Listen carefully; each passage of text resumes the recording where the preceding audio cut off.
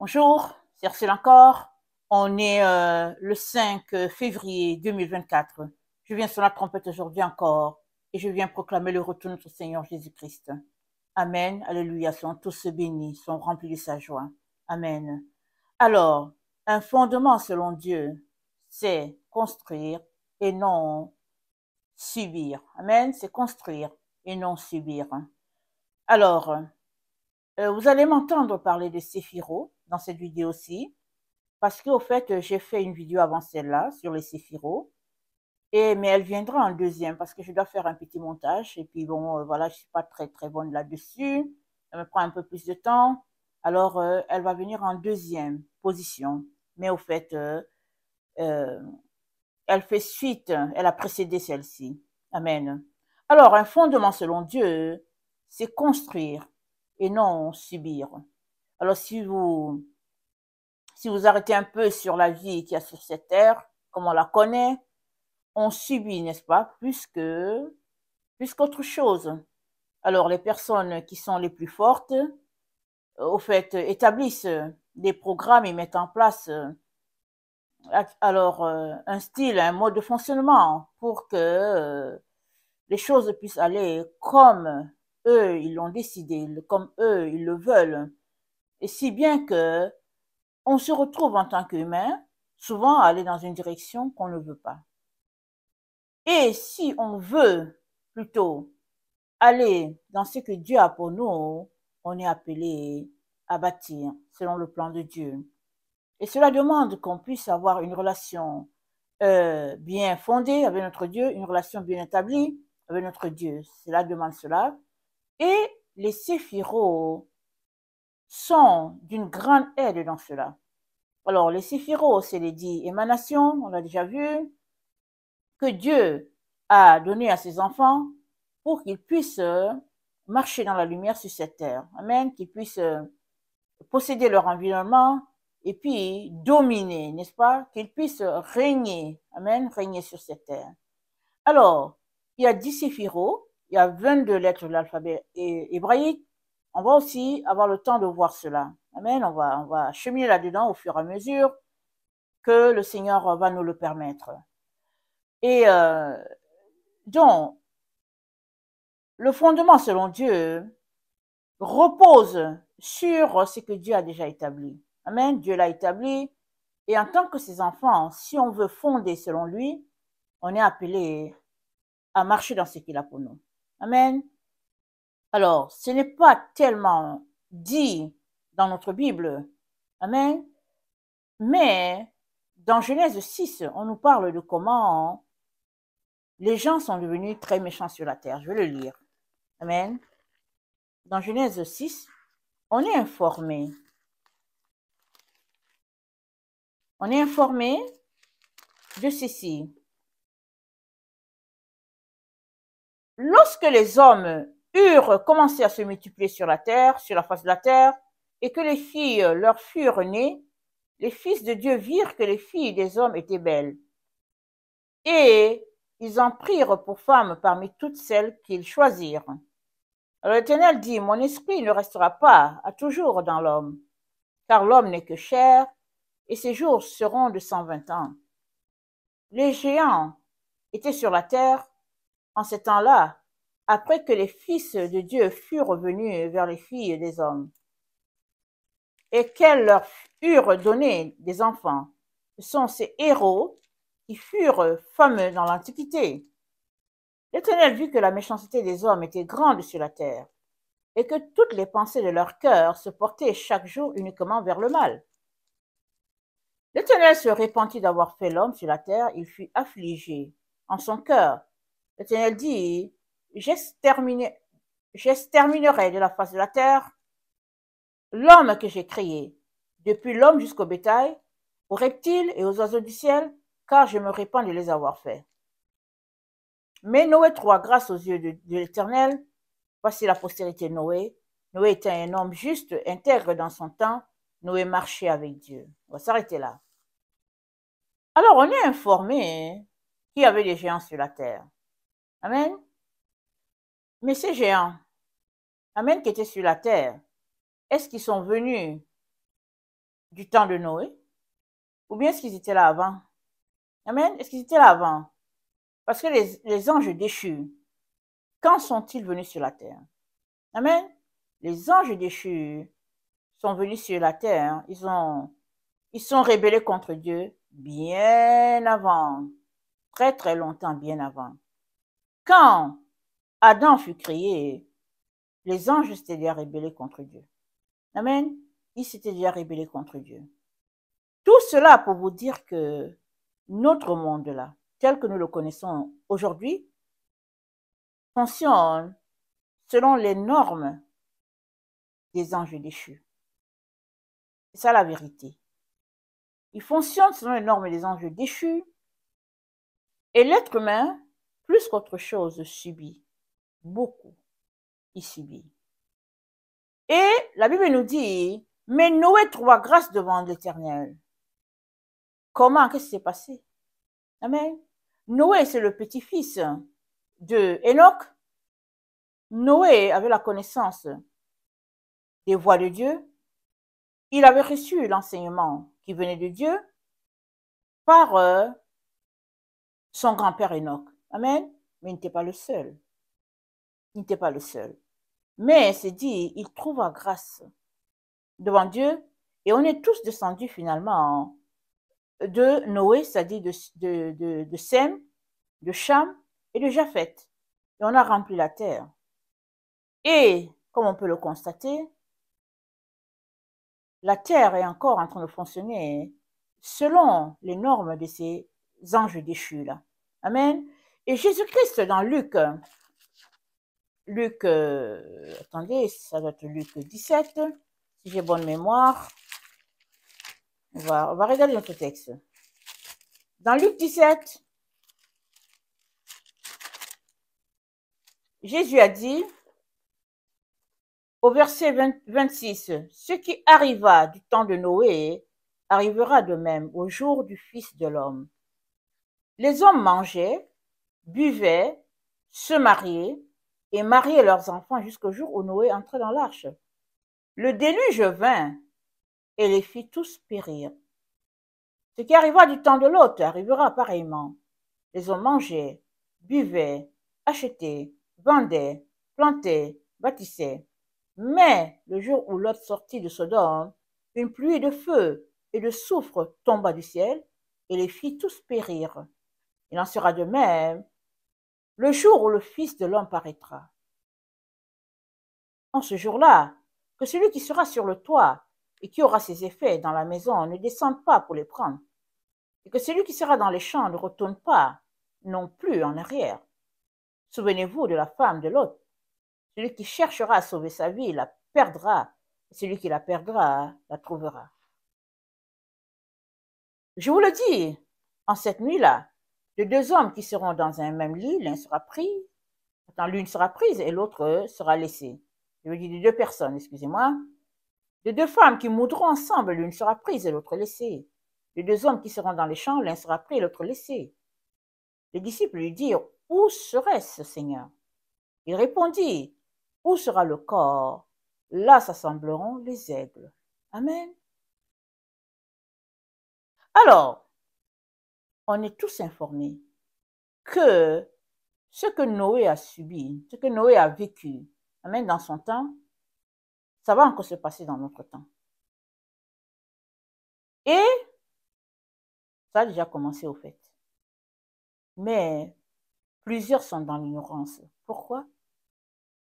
Parce que l'être humain subit au fait. Il y a des gens, il y a un slogan, n'est-ce pas, que les peuples, certains peuples d'Afrique utilisent beaucoup. Ils disent, on va faire comment? Amen. Ils disent, on va faire comment? Parce que ils se sont résolus à subir. Et il y a un autre slogan qui dit, l'animal ou bien la chèvre broute où elle est attachée. C'est-à-dire, on va faire comment? C'est-à-dire, ils ont décidé de subir. Ils sont arrivés quelque part, ils ont vu que les choses fonctionnent comme ça, et ils se mettent aussi à fonctionner comme ça. Voilà pourquoi ils disent, on va faire comment? Mais Dieu te dit, oui, tu peux faire autrement. Amen. Tu peux faire autrement. Avec sa lumière, avec sa voix, avec sa parole, tu peux faire autrement. Pourquoi? Parce que tu es le sel de la terre, tu es la lumière du monde. Alors, il ne t'a pas allumé pour que tu puisses être mis sous le lit. Amen. Il ne t'a pas donné la saveur pour que tu la perdes. Il t'a donné la saveur pour que tu puisses donner du goût à cette terre. Amen. Il t'a donné la lumière pour que tu puisses briller. Amen. C'est toi, l'enfant de Dieu, qui fait briller ce monde. C'est toi, l'enfant de Dieu, qui donne du ciel à ce monde. Alors, Dieu ne veut pas que tu continues de subir. Il veut tout simplement que tu prennes possession de ce qu'il a préparé d'avance pour toi et que, marchant dans la lumière, tu puisses triompher de tes ennemis. Amen. Tes ennemis sont nombreux. Ils sont nombreux. Ils ont leur voix, leur manière de faire. Surtout, les anges, les géants, ils sont sur la terre. C'est pas parce que tes yeux ne les voient pas que tu penses qu'ils ne sont pas là. Sous forme intellectuelle, c'est des géants qui sont sur la terre. C'est des géants qui font fonctionner cette grosse machine. Amen. Regarde autour de toi. Regarde toutes les politiques. Regarde tout ce qui se passe sur la terre. C'est des géants qui sont là. Mais Dieu te dit qu'il te donne la victoire. Tu peux penser autrement. Tu peux vivre autrement. Tu peux triompher de tout cela au lieu de subir et au lieu de dire on va faire comment. Dieu te dit tu peux faire autrement. Alors c'est ça que je viens te parler aujourd'hui, en train de te dire que le fondement selon Dieu, c'est de construire et non de subir. Alors, si nous regardons ce que Dieu nous a dit dans Éphésiens 2, voilà sa parole pour nous. Il dit au verset 20, vous avez été édifiés sur le fondement des apôtres et des prophètes, Jésus-Christ lui-même étant la pierre angulaire. En lui, tout l'édifice, bien coordonné, s'élève pour être un temple saint dans le Seigneur. En lui, vous êtes aussi édifiés pour être une habitation de Dieu en esprit. Amen. À cause de cela, moi, Paul, le prisonnier de Christ pour vous, païens, amen. Si, du moins, vous avez appris quelle est la dispensation de la grâce de Dieu qui m'a été donnée pour vous. Amen. Alors, Paul est prisonnier du Seigneur. Amen. Voilà comment il a pu triompher de ses ennemis jusqu'à il nous a laissé ses enseignements. Ils l'ont mis en prison. À leurs yeux, il était un prisonnier. Amen. Mais Paul était le prisonnier du Seigneur entre leurs mains. Ça ne l'a pas empêché de mettre sur écrit la pensée du Seigneur, la lumière du Seigneur, l'éclat du Seigneur, la gloire du Seigneur. Elle est venue jusqu'à toi par un prisonnier dit de ce monde.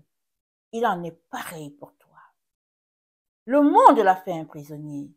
Mais Paul dit, à cause de cela, moi, Paul, le prisonnier de Christ. Amen. Tu peux faire la différence à partir du moment où tu réalises que tu es le prisonnier de Christ. Amen. Sur cette terre. C'est-à-dire, tu es appelé à répandre sa lumière, à donner du goût. Amen. Sur cette terre. Toi, le prisonnier. Toi, la prisonnière de Christ. Amen. Alors, tu as été édifié sur le fondement des apôtres, des prophètes, le même fondement sur lequel les apôtres ont marché. Paul, Jean, André, Barthélemy, Philippe, tous ces gens-là, amen, c'est le même fondement qui est le tien. Et ils ont vécu dans des temps pas faciles. Regardons l'histoire de l'Église. Amen. Tout ce qu'ils ont subi, ça ne les a pas empêchés de répandre la parole de Dieu, laquelle est venue jusqu'à nous. Amen. Alors, tu as besoin de retrousser tes manches. Amen. et de retourner à l'école du Seigneur, l'école de sa doctrine. Amen. Et cela commence à pencher la tête, à courber, amen, la tête et étudier. Amen. Étudier ce que les autres ont étudié. Bâtir comme les autres ont bâti. Ils ont bâti sur le fondement. Amen. Sur le fondement. Et qui est le fondement? Christ, c'est notre fondement. Alors, si nous allons lire dans Ésaïe 28, voilà ce qui est dit. Alors, nous lisons dans Ésaïe 28, le verset 15. C'est pourquoi ainsi parle le Seigneur l'Éternel. Voici, je mets pour fondement en Sion une pierre éprouvée, une pierre angulaire de prix, solidement posée. Celui qui la prendra pour appui n'aura point hâte de fuir. Je ferai de la droiture une règle et de la justice un niveau. Et la grêle emportera le refuge de la fausseté. Et les eaux inonderont l'abri du mensonge. Votre alliance avec la mort sera détruite. Votre pacte avec le séjour des morts ne subsistera pas. Quand le fléau débordé passera, vous serez par lui foulés aux pieds. Chaque fois qu'il passera, il vous saisira, car il passera tous les matins, le jour et la nuit, et son bruit seul donnera l'épouvante. Le lit sera trop court pour s'y étendre, et la couverture trop étroite pour s'en envelopper. Amen. Alors, Dieu nous dit dans ce texte qu'il a mis un fondement en Sion. Amen. Le fondement est en Sion. On l'a aussi vu dans, je pense, la vidéo d'hier en parlant de Siracide 24. Amen. Et ce fondement, c'est une pierre, et la pierre se trouve dans Proverbe 8. La pierre se trouve dans Proverbe 8. Et voilà ce que nous dit ce passage. Ça nous dit, l'Éternel m'a créé la première de ses œuvres, avant ses œuvres les plus anciennes. J'ai été établi depuis l'éternité, dès le commencement, avant l'origine de la terre. Je fus enfanté quand il n'y avait point d'abîme, point de source chargée d'eau. Avant que les montagnes soient affermies, avant que les collines existent, je fus enfanté. Il n'avait encore fait ni la terre, ni les campagnes, ni le premier atome de la poussière du monde. Lorsqu'il disposa les cieux, j'étais là. Lorsqu'il traça un cercle à la surface de l'abîme, lorsqu'il fixa les nuages en haut, et que les sources de l'abîme jaillirent avec force, lorsqu'il donna une limite à la mer, pour que les eaux n'en franchissent pas les bords, lorsqu'il posa le fondement de la terre, j'étais à l'œuvre auprès de lui, je faisais tous les jours ses délices, jouant sans cesse à sa présence, jouant sur le cercle de la terre et trouvant mon bonheur parmi les fils de l'homme. Maintenant, mes fils, écoutez-moi. Heureux ceux qui observent mes voies. Écoutez l'instruction pour devenir sage. Ne la rejetez pas. Heureux l'homme qui m'écoute, qui veille chaque jour à mes portes et qui en garde les poteaux, car celui qui me trouve a trouvé la vie, il obtient la faveur de l'Éternel. Mais celui qui pêche contre moi nuit à son âme. Tous ceux qui me haïssent aiment la mort. Amen. Tous ceux qui haïssent sagesse aiment la mort. Et Dieu nous dit dans Ésaïe 28, il dit, votre pacte avec le séjour des morts ne subsistera pas. Pourquoi dit-il cela? Parce que les enfants de Dieu, au lieu de marcher sur ce que Dieu a établi, ont choisi de faire une alliance avec Rome. Amen. On l'a vu, je pense dans la vidéo d'hier, à l'origine, il n'était pas question de Rome. Rome est entrée dans le décor au 3e ou 4e siècle.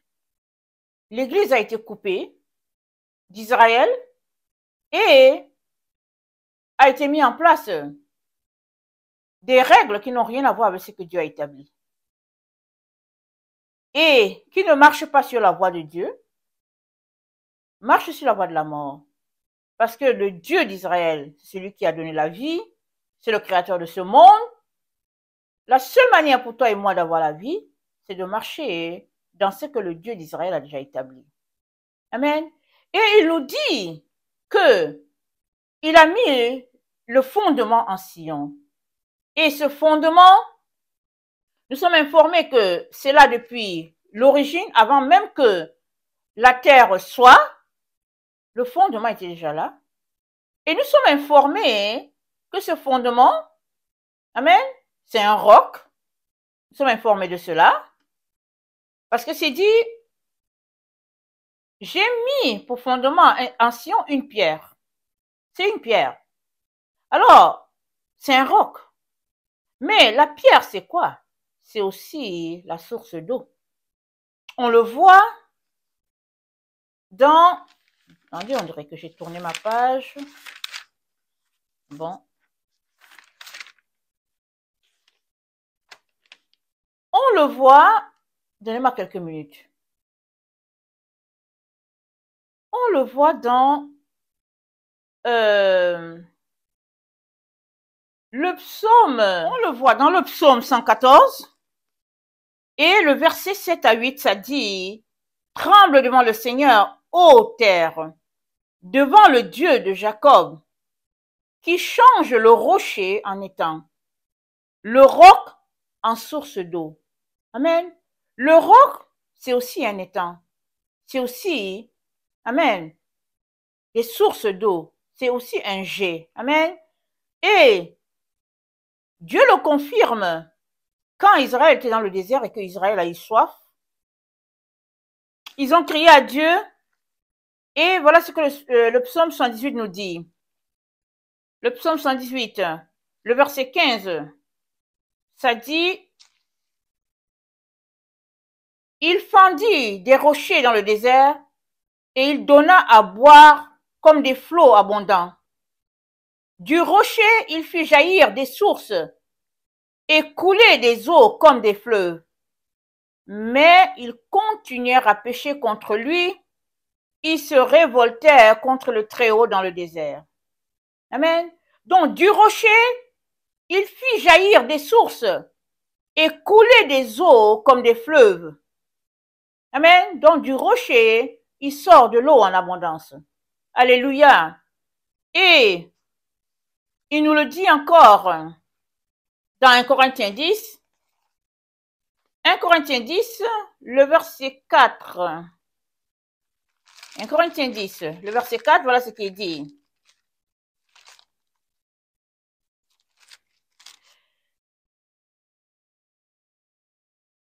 Ok, je vais commencer au verset 1.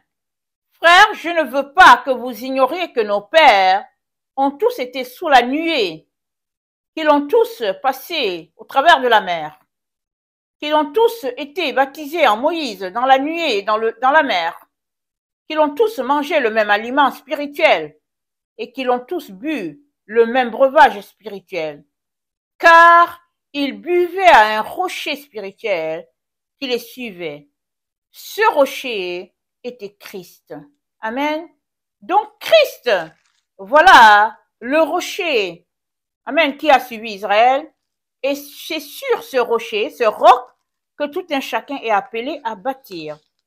Pierre nous le rappelle très bien et nous dit, rejetant donc toute malice, 1 Pierre 2, rejetant donc toute malice et toute ruse, la dissimulation, l'envie et toute médisance, désirez comme des enfants nouveau-nés le lait spirituel et pur, afin que par lui vous croissiez pour le salut, si vous avez goûté que le Seigneur est bon. Approchez-vous de lui, pierre vivante, rejetée par les hommes, mais choisie et précieuse devant Dieu. Et vous-même, comme des pierres vivantes, édifiez-vous pour former une maison spirituelle, un saint sacerdoce, afin d'offrir des victimes spirituelles agréables à Dieu par Jésus-Christ. Car il est écrit, voici, je mets en Sion une pierre angulaire, choisie, précieuse, et celui qui croit en elle ne sera point confus. L'honneur est donc pour vous qui croyez, mais pour les incrédules, la pierre qu'ont rejeté ceux qui bâtissaient est devenue la principale de l'angle et une pierre d'achoppement, un rocher de scandale. Ils s'y heurtent pour n'avoir pas cru ils s'y heurtent pour n'avoir pas cru à la parole, et c'est à cela qu'ils sont destinés. Vous, au contraire, vous êtes une race élue, un sacerdoce royal, une nation sainte, un peuple acquis, afin que vous annonciez les vertus de celui qui vous a appelé des ténèbres à son admirable lumière. Vous qui autrefois n'étiez pas un peuple, qui maintenant êtes le peuple de Dieu, vous qui n'aviez pas obtenu miséricorde et qui maintenant avez obtenu miséricorde. Amen.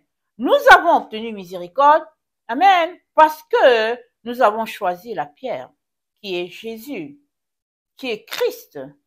Maintenant, une chose est de choisir, une autre est de bâtir. Et le Seigneur nous dit, amen, il nous dit, attendez, je vais lire ce qu'il nous a dit, que je lise. Et le Seigneur nous dit, voilà, il dit, le fondement, selon Dieu, c'est construire et non subir. Amen. Et nous savons tous que les politiques, n'est-ce pas, sur cette terre, sont faits, non pas pour les enfants de Dieu, ils sont faits pour les gens du monde. Et nous vivons dans le monde. Amen. Nous sommes dans le monde. Nous sommes de passage dans le monde. Nous sommes ceux-là qui donnons du sel à cette terre, qui donnons de la lumière. Amen, à ce monde.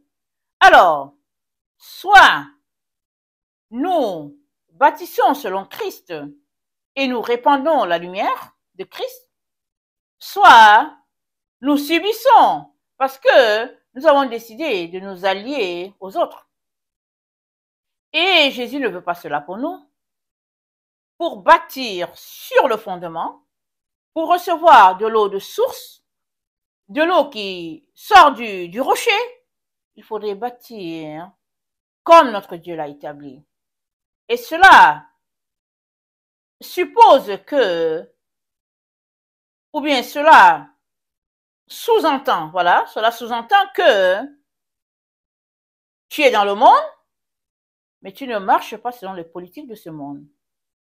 Alors, tu poses des jalons pour montrer comment on vit d'où tu viens.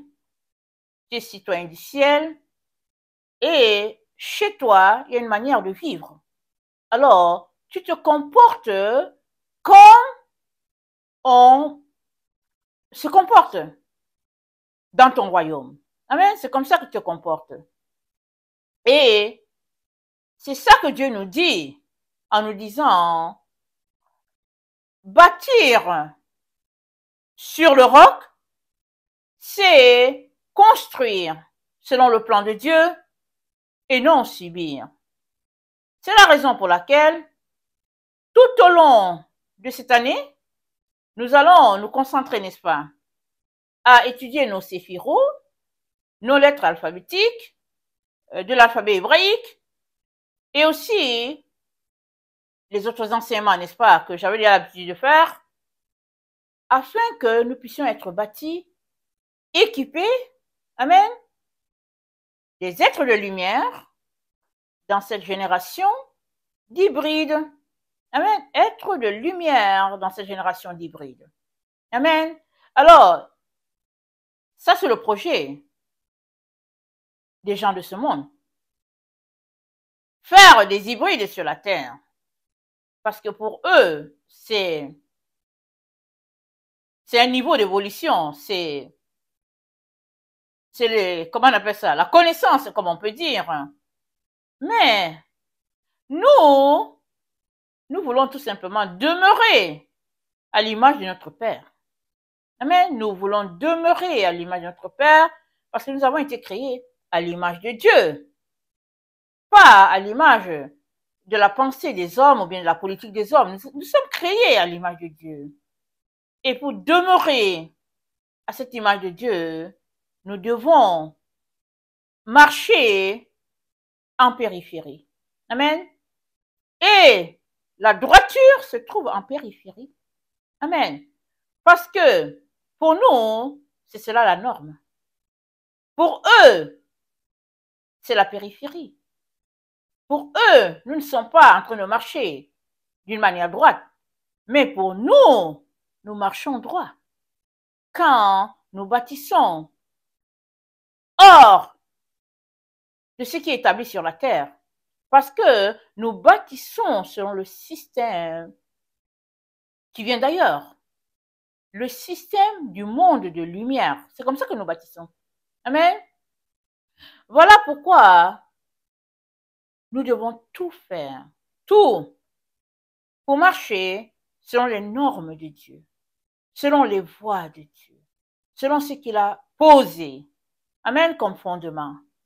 Alors, comme j'ai déjà dit, j'ai fait une première vidéo avant celle-là, c'est sur les séphirots, mais elle viendra après celle-ci. Parce que là, maintenant, je dois me concentrer pour faire le montage. Amen. Et on l'a déjà lu. Et je vais encore le relire. Ok? Je le relis encore. On l'a déjà lu dans Ésaïe 19. Je le relis encore. Je le relis encore. Parce que c'est dit que Dieu est venu en Égypte. L'Égypte, c'est quoi? C'est le monde. Et Dieu est venu en Égypte.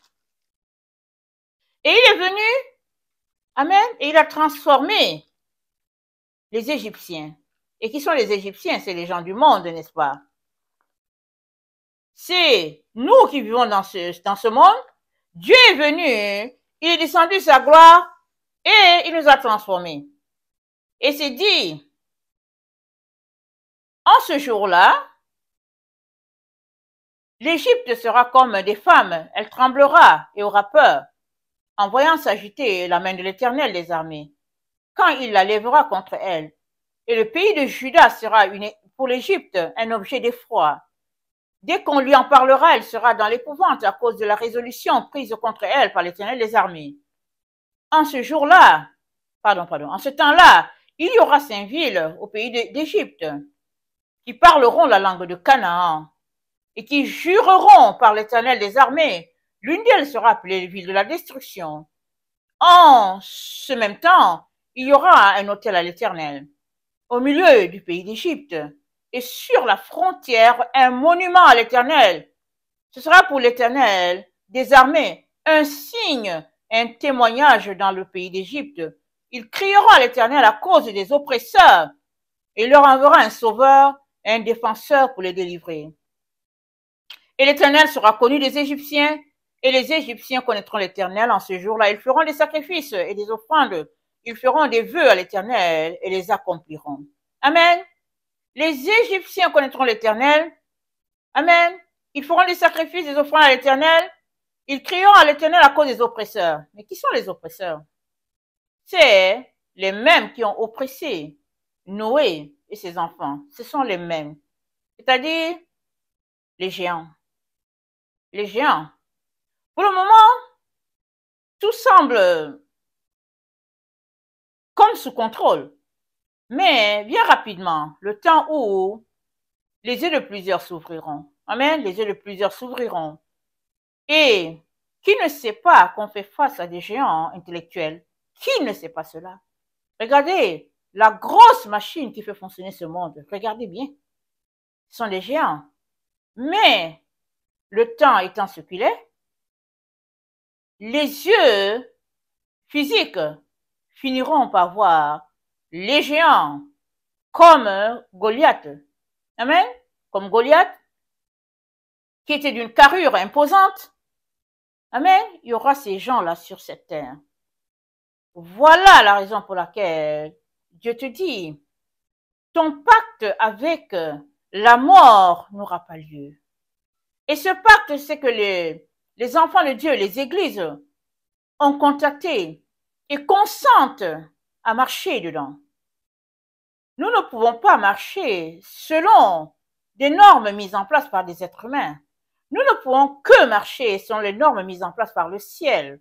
Amen.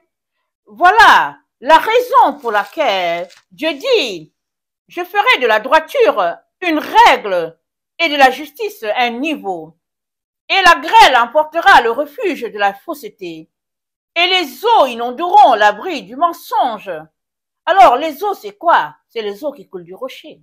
Amen. Les eaux qui coulent du rocher inonderont l'abri du mensonge. Et il dit, votre alliance avec la mort sera détruite. Votre pacte avec les séjours des morts ne subsistera pas.